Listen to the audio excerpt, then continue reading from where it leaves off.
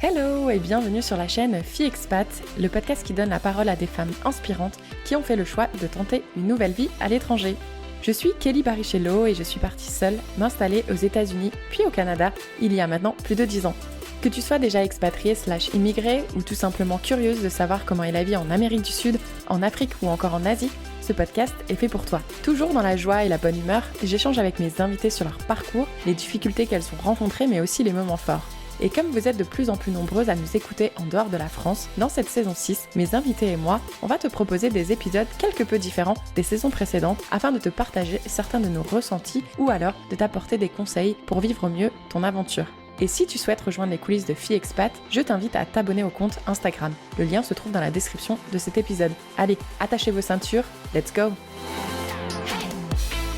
Salut à toi et ravie de te retrouver pour la deuxième partie de cet épisode.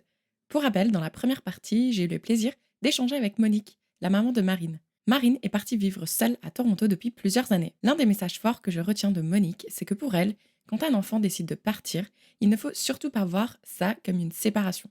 En tant que parent, il est préférable de se demander comment aider son enfant à se différencier s'il ressent le besoin d'aller vivre une expérience à l'étranger ou du moins loin du cocon familial. Pour elle, en tant que parent, on ne peut donner que deux choses à son enfant. C'est des racines pour se sentir solide et aimé, et des ailes pour leur donner la capacité de développer des outils pour s'affirmer et s'épanouir pleinement. Et maintenant, c'est à Valérie que j'ai voulu tendre mon micro, car Valérie, c'est en Syrie qu'elle a dû voir sa fille partir seule. Dans l'épisode 62, Charlotte t'explique pourquoi elle a choisi la Syrie, et maintenant, nous allons découvrir ensemble comment sa maman a réagi à cette annonce. Bonjour Valérie, tellement heureuse que tu aies accepté mon invitation car depuis presque un an, on se suit sur Instagram et on échange de façon assez régulière. Donc, je suis vraiment heureuse de te présenter à la communauté de Filles Expat. Comment tu vas? Bonjour, eh bien, écoute, ça va, heureuse de participer à ce podcast. Je me rendais pas compte que ça faisait aussi longtemps, en fait. Mais c'est bien, on a enfin trouvé le bon créneau. Mais oui, parce qu'il y a presque un an, je dirais presque même jour pour jour, j'aurais dû vérifier. C'était à Charlotte que je tendais mon Oui. micro et depuis que son épisode est sorti, du coup, on a commencé à suivre. J'aimerais bien justement reparler de ce témoignage. Est-ce que tu te souviens quand tu l'as écouté et comment tu as réagi à l'écoute de son témoignage? Alors, je me souviens quand je l'ai écouté, alors j'avais beaucoup d'émotions, j'étais assez émue. Je connais très bien son histoire, forcément, je la suis, je la vis avec elle. Voilà, c'était beaucoup d'émotions de l'entendre parler dans un condensé en fait de toute son histoire, de ses difficultés, même si on échange beaucoup sur ses difficultés. Et puis j'ai été très fière d'elle. Je le suis tout le temps, mais j'ai d'ailleurs partagé largement le podcast à ce moment-là. Trop bien. D'ailleurs, j'ai dit: «J'ai hâte de te présenter», mais au final, je te présente pas vraiment. Je rentre tout de suite dans le vif du sujet, donc peut-être on va refaire un petit retour en arrière. Est-ce que tu pourrais peut-être nous dire où tu vis? Qu'est-ce que tu fais dans la vie? Et puis les petites choses que tu as envie de partager. Alors, je m'appelle Valérie, donc je suis la maman de Charlotte et de son frère Hugo. Donc Charlotte a enregistré un épisode puisqu'actuellement elle habite en Syrie depuis 2 ans et demi. Donc moi j'ai 57 ans, je suis cadre de santé dans un grand hôpital psychiatrique donc dans le sud de la France. Nous habitons à côté d'Avignon et je suis en parallèle professeure de yoga ici depuis 2 ans maintenant. Et voilà, c'est mon art de vivre, le yoga. Trop bien, vive le yoga. D'ailleurs, alors, on parle de Charlotte qui est partie en Syrie, mais le départ de Charlotte en Syrie n'était pas son premier départ. Elle avait déjà expérimenté la vie à l'étranger. Est-ce que tu arriverais à te souvenir de la toute première fois où Charlotte a pris cette décision de partir de la maison, mais surtout partir de la France? Est-ce que tu te souviens comment elle vous l'a annoncé ou comment tu as réagi à cette annonce? Alors, le tout premier départ, c'était quand elle était à la fac, en Erasmus, où elle est partie pour Berlin, 1 an, puisqu'elle a réussi à avoir 2 semestres à l'université de Berlin. Donc, ça a été vraiment son premier départ de la maison. Ça a été très dur. Je l'ai très, très mal vécu. Voilà, c'était mon premier enfant qui quittait le nid, hein. On sentait bien qu'on passait quelque chose. Donc, ça a été assez difficile. Les communications à l'époque n'étaient pas aussi faciles qu'aujourd'hui. On avait Skype, donc on arrivait à parler par Skype assez régulièrement. Et j'avais pas de les réseaux sociaux comme aujourd'hui.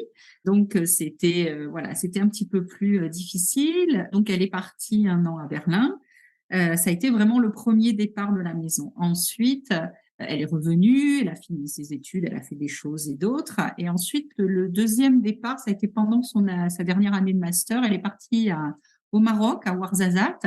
Mais en fait, elle avait déjà quitté la maison, elle avait déjà son appartement. Et puis, le Maroc, voilà, c'était à côté. Elle partait 3 mois, donc ça allait. Et ensuite, il y a eu le départ à Moscou.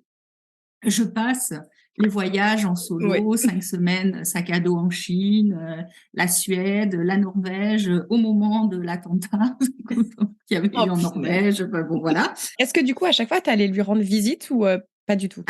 À Moscou, on avait prévu d'y aller avec son papa et puis elle est rentrée plus tôt que prévu. Voilà, le Maroc, la première fois, on n'a pas pu, c'était trop court au niveau des vacances. Le Caire, oui, je suis allée la voir au Caire. C'était d'ailleurs un de mes rêves d'aller en Égypte, donc ça a été un émerveillement. Et puis cette année-là, j'avais réalisé un autre de mes rêves parce que j'étais allée en Inde en début d'année. Et en fin d'année, j'étais allée au Caire, donc ça a été une très belle année. Et là, effectivement, après, sur les autres voyages qu'elle a fait, elle était en itinérance, hein, sur le grand voyage qu'elle a fait dans le Moyen-Orient, elle était en itinérance et c'était pas possible de la rejoindre, c'était compliqué à ce moment-là. Mhm. Et là, effectivement, il y a le projet d'aller la voir à Damas très prochainement, donc on croise les doigts parce que ben, c'était pas simple. Mais oui, j'essaie en tout cas. Est-ce que tu dirais qu'à chaque départ ou à chaque fois qu'elle prévoyait en tout cas un voyage ou un départ à l'étranger, est-ce que tu dirais qu'à chaque fois l'annonce était un petit peu plus facile à digérer ou la peur et les questionnements étaient toujours omniprésents? Non, maintenant, c'est quelque chose d'acté. Charlotte vit à l'étranger, elle part. Et après, bah, effectivement, moi, j'aime bien quand elle habitait à Avignon, qu'on soit liés très régulièrement. Mais non, maintenant, on sait, elle habite à l'étranger, c'est comme ça, on l'a tous accepté. Et c'est toujours un peu compliqué, bah, les premières heures après son départ, j'ai toujours un petit flottement, mais non, non, ça va.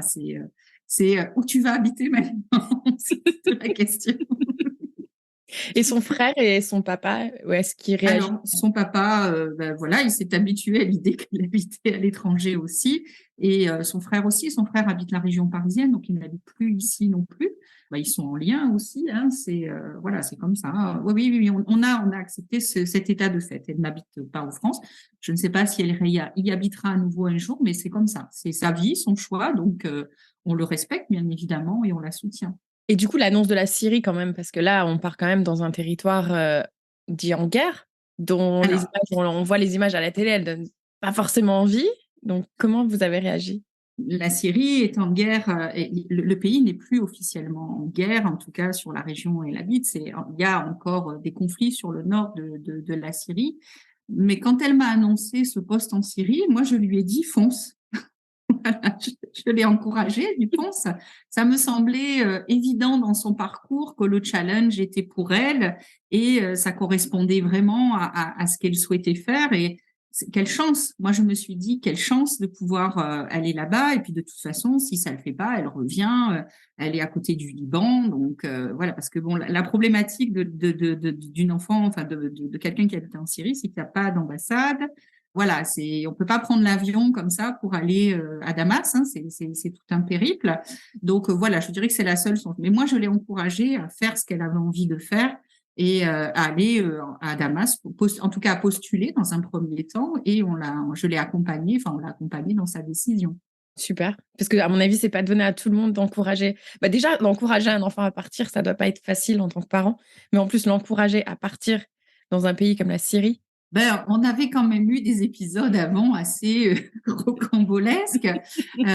Quand elle était à Moscou, elle a quand même failli se faire agresser plusieurs fois hein, à Moscou. Hein, voilà. Et puis, je l'ai vue vivre au Caire. Je suis allée la voir au Caire. Je l'ai vue vivre au Moyen-Orient. Donc, je sais ses capacités à s'insérer dans la population, à se débrouiller. Je me souviens quand je suis revenue du Caire, j'ai dit à son père, non, mais tu peux être tranquille. Hein, c'est bon. Hein. Elle peut vivre là-bas, il n'y a pas de souci. Elle est à l'aise, même si c'était difficile pour elle, hein, parce que c'est compliqué hein, de vivre dans des grandes mégapoles comme ça. Elle a cette chance aussi de parler la langue, donc ça facilite aussi son quotidien. Au Caire, elle était très entourée, elle a beaucoup d'amis là-bas, et je crois que c'est pareil en Syrie, elle a cette capacité à se créer beaucoup d'amis. Voilà, après, on a vécu aussi le passage par la Palestine. Et là, par contre, ça a été... donc, bien sûr, c'était son rêve hein, d'aller en Palestine. Bien sûr qu'on l'a encouragé à y aller, on l'a soutenu. Mais ça avait été... Ce passage où elle était en Palestine a été assez... c'est là où vraiment j'ai eu par moments assez peur, hein, puisque, bon, elle s'est quand même frottée dans des situations un peu compliqué avec l'armée israélienne en défendant le droit des Palestiniens. Donc, ouais, même son papa, là, on n'était pas toujours serein. Quand elle est rentrée, on s'est senti vraiment soulagé. Voilà. Bon, après, elle est repartie en Égypte, mais voilà, on savait qu'elle était capable de vivre là-bas. Voilà. Donc du coup, si là, je te pose la question de si tu pouvais aujourd'hui t'adresser un message à toi-même, le jour où justement elle t'a annoncé qu'elle voulait postuler pour ce poste, est-ce que tu te passerais un message ou pas du tout? Non, non, de continuer à lui faire confiance, parce qu'il y a beaucoup de confiance dans notre relation, de continuer comme on l'a toujours fait et comme on fait avec son frère, c'est-à-dire de les encourager dans leurs projets. Charlotte est quelqu'un qui réfléchit, qui va pas à l'aveuglette, hein, qui prend des garanties quand elle part dans un endroit, se renseigne. Elle m'a dit, tu sais, maman, Damas, c'est safe, ne t'inquiète pas, il n'y a plus la guerre. Bon, après, je me tiens un petit peu au courant de l'actualité quand même. Ce qui est compliqué avec la Syrie, c'est les conditions de vie, ce qu'elle vit au quotidien. Voilà, en ce moment, elle a 3 heures d'électricité par jour. Et l'inflation, on se plaint en France hein, de l'inflation. Là, c'est encore un autre niveau. C'est plus à ce niveau-là que c'est compliqué. Que je dirais pas que je m'inquiète pour elle, mais bon, voilà, c'est comme toute maman. On n'a pas trop envie que nos enfants ils vivent dans des conditions comme ça. Mais après, c'est un choix qu'elle fait, elle le dit. Et puis, si vraiment ça lui va pas, elle partira, elle fera autre chose. Oui. C'est vraiment l'encourager, lui faire confiance comme on le fait. Je crois que c'est important pour elle justement de continuer à pouvoir être là. Et puis, on est là. Voilà, s'il y a quoi que ce soit, il faut qu'elle revienne, on est là. Ce qui s'est passé d'ailleurs avec la pandémie, puisqu'elle était au Caire quand les portes, enfin quand les frontières se sont fermées, et ben on lui a dit, moi tu rentres, chat, il faut rentrer parce que ce qui nous attend, là on ne sait pas trop, mais on comprend bien que ça va pas être simple. Voilà, elle est rentrée, elle a passé 6 mois à la maison, elle s'est posée, et voilà, c'est être là, quoi. Donc elle a toujours une chambre chez vous? Oui, oui, oui, oui. Alors c'est la chambre d'amis, mais quand elle vient, en fait c'est la chambre de Charlotte, mais oui, oui, oui, bien sûr, il y a toujours une chambre pour elle. Et si aujourd'hui tu pouvais justement adresser un message à une maman qui vient d'apprendre que sa fille va partir, que ce soit en Syrie ou ailleurs, peu importe, est-ce que tu voudrais lui donner un conseil sur comment justement prendre la nouvelle? Parce que ça, je sais que ça peut être quand même, au départ, ça peut être un peu, je sais pas, frustrant ou peut-être un manque d'incompréhension pour les parents. Pourquoi mon enfant voudrait partir de la maison ou partir en tout cas de notre village ou de notre région? Est-ce que toi, tu aurais un petit message à lui passer à cette maman? C'est ce que je disais tout à l'heure, c'est de leur faire confiance et d'être là. Je travaille en psychiatrie. Un jour, je discutais avec une amie psychologue et je lui disais, mais est-ce que j'ai loupé quelque chose dans l'éducation de Charlotte pour qu'elle ait envie de partir comme ça tout le temps? Et cette amie a dit, mais non, pas du tout. Au contraire, tu lui as donné suffisamment de force pour qu'elle puisse partir et explorer le monde. C'est une grande chance que tu lui as donnée de pouvoir faire ça. Donc, j'ai toujours cette phrase en tête en me disant, voilà, ben, c'est cette envie d'explorer le monde, c'est extraordinaire et c'est une chance de pouvoir la vivre. Donc, en tant que parent, ben, il faut l'accepter et accompagner. C'est pour moi le plus important pour les parents.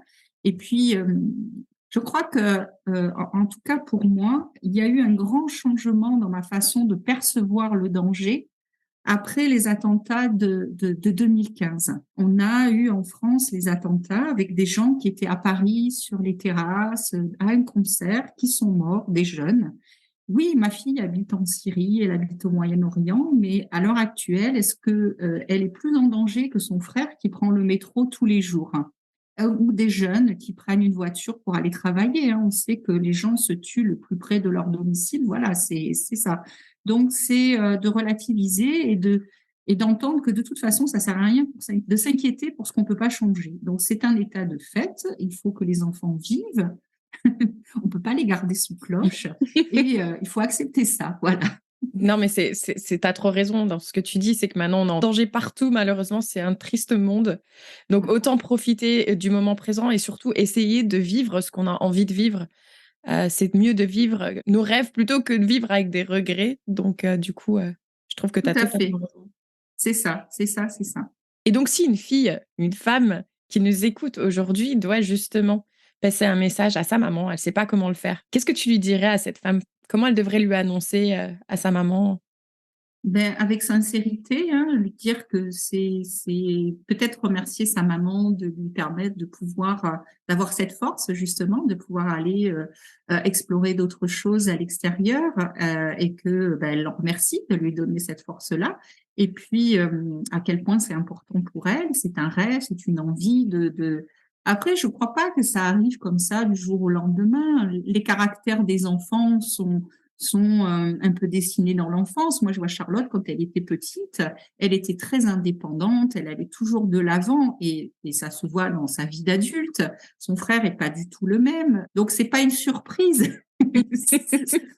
Le Moyen-Orient a été une surprise parce que, comme elle le disait dans son podcast, quand elle était ado, elle voulait être styliste à Londres. Donc, voilà. Et c'est ça, et puis je crois qu'elle rêvait du Canada aussi, parce qu'à un moment donné, j'ai essayé de la faire venir, je lui disais: «Allez, s'il te plaît, viens». Alors, je sais pas si elle avait envie d'y vivre. C'était surtout ado, c'était vraiment Londres. Hein. Elle avait vraiment Mmh. elle était allée en séjour linguistique à Londres. En fait, on lui avait offert ça. Elle devait avoir 16, 17 ans, je sais plus. Elle était partie 3 semaines. Et ouais, donc, on a posé des graines hein, quand même. Et elle est revenue, c'est Londres, c'est fabuleux et tout ça. Bon, en plus, elle a toujours aimé l'anglais. Donc, voilà. Donc, on avait bien compris qu'elle n'habiterait pas à la maison à côté de chez papa et maman. Et finalement, elle est passée de styliste à Londres à parler anglais à être prof au Damas et à parler l'arabe. C'est ça, c'est ça. Alors, à parler plusieurs dialectes arabes, hein, En puisqu'elle plus, parle ouais. l'égyptien, le syrien.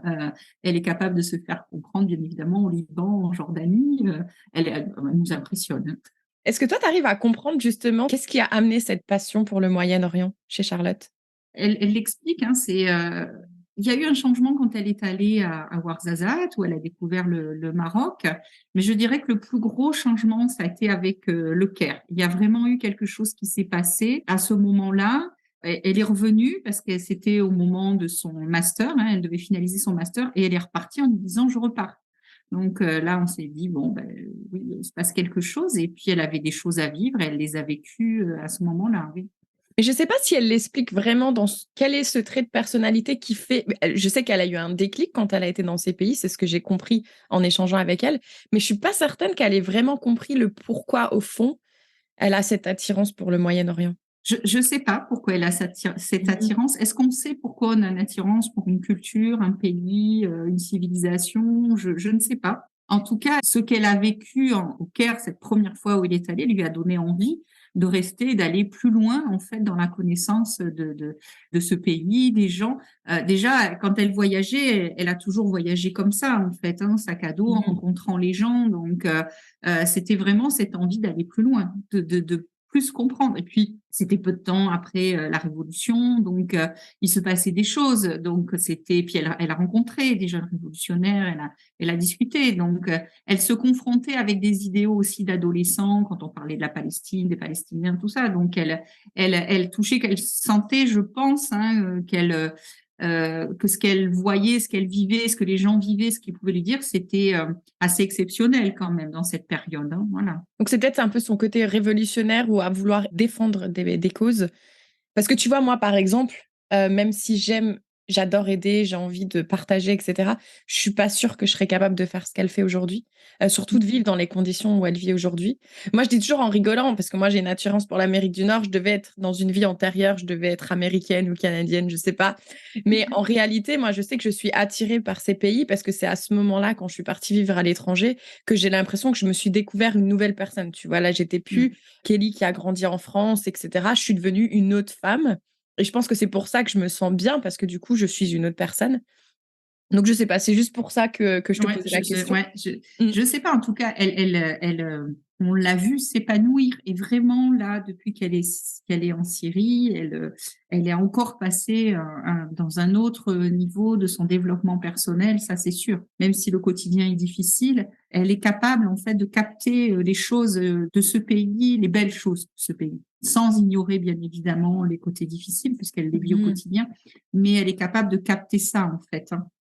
Du coup, une question que je voulais également te poser, c'est est-ce que tu penses que les parents d'enfants qui vivent à l'étranger doivent faire un effort supplémentaire pour assurer un bon rapport parent-enfant? Ah oui, il faut être disponible. Maman, les petits messages, maman, t'es dispo? Voilà, donc ça, on comprend bien qu'il faut, oui, oui, oui, oui, vas-y, ou à quelle heure, voilà, hein, voilà. Oui, oui, c'est important, d'autant plus quand l'enfant vit dans un pays comme ça, il faut qu'il se sente, je pense, écouté et pouvoir à un moment donné être assuré par les parents. Oui, je pense que c'est très important. Et comme je le disais, maintenant avec les réseaux sociaux, c'est vrai qu'on se connecte beaucoup. On peut s'envoyer juste des petits messages dans la journée. Voilà, des fois, j'ai pas de message, mais je vois qu'elle a été connectée, donc je sais qu'elle va bien. Je sais que tout va bien.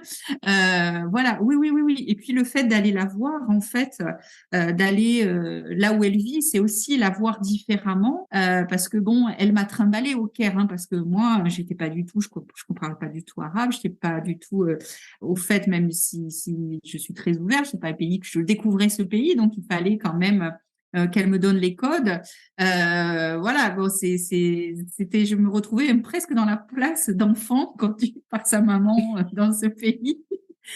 Ouais, c'était assez touchant et je l'ai vu qu'elle était tout à fait capable de se débrouiller. Donc, oui, oui, il faut être là. Il faut vraiment, on est toujours là en tant que parent, hein, mais il faut être disponible, il faut être là parce que à un moment, juste le fait de pouvoir parler 5-10 minutes avec maman, ben, ça peut, voilà, voilà, c'est de poser des choses et ça permet de repartir. C'est ça. C'est marrant parce que juste avant que qu'on commence à enregistrer, j'ai envoyé un message vocal à ma maman pour lui demander un service. «Maman, je t'envoie un message en vitesse avant de commencer là». Et ouais, ouais. Ça facilite hein, la vie là-bas. C'est important. Et puis pour nous, c'est important en tant que parents de garder cette connexion un peu parce que bah, elle est autonome, hein, elle est complètement autonome, mais bon, on se sent un peu utile aussi comme ça. Ah mais oui, c'est sûr, mais bien sûr vous êtes utile, voyons. Mais oui, d'ailleurs, tu me disais même parce que je sais, enfin, les gens ne le savent pas, nous on en a parlé offline que, toi tu es plus à vivre la nuit que le jour et que justement tu peux même pas enlever ton téléphone de la chambre parce qu'il faut qu'il soit là au cas où que Charlotte veut t'appeler. Je trouve ça trop cute. Ouais, ouais, ouais, mais il faut quand même que je me débarrasse un peu du téléphone. J'y suis trop. On c'est tous notre résolution 2023. C'est ça, Lâchons c'est notre ça. téléphone. En fait, c'est le lâcher pendant des heures où il faut qu'on pense un peu plus à nous parce que C'est sinon, ça. Ouais, ouais, ouais, ouais, tout à fait. Ouais, ouais, sinon on va pas s'en sortir. Bah, écoute, moi, on a abordé, tous les points, en tout cas, que je voulais aborder avec toi aujourd'hui. Est-ce qu'il y a autre chose que tu voudrais passer à la communauté de filles expat ou à Charlotte ou à moi-même, peu importe? Tu as la parole. Non, non, pas plus, sinon dire que je suis très fière de mes enfants et de ma fille et que je la soutiens et que je te remercie beaucoup en tout cas pour cette interview un peu différente de ce que tu fais d'habitude. Voilà, j'espère que ça aidera d'autres mamans. En tout cas, c'est toujours un plaisir d'écouter les podcasts. Donc, je m'y mets. Là, je suis un peu de retard. J'ai beaucoup de retard, donc je m'y mets. Voilà, et je trouve ça très enrichissant. Bah, ça me servira pour de futurs voyages, sans doute. Mais je l'espère. Attends, il y a 2 ans et demi de travail, donc oui, il y a du retard. C'est normal.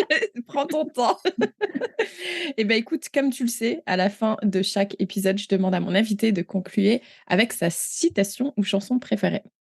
Alors, j'ai choisi une chanson, c'est One de U2, puisqu'elle dit on est différents, mais on se supporte, on s'aide chacun les uns les autres. Je pense que c'est un beau message. Super. Merci beaucoup, Valérie. Merci, Charlotte. À très vite, Valérie. Merci, au revoir.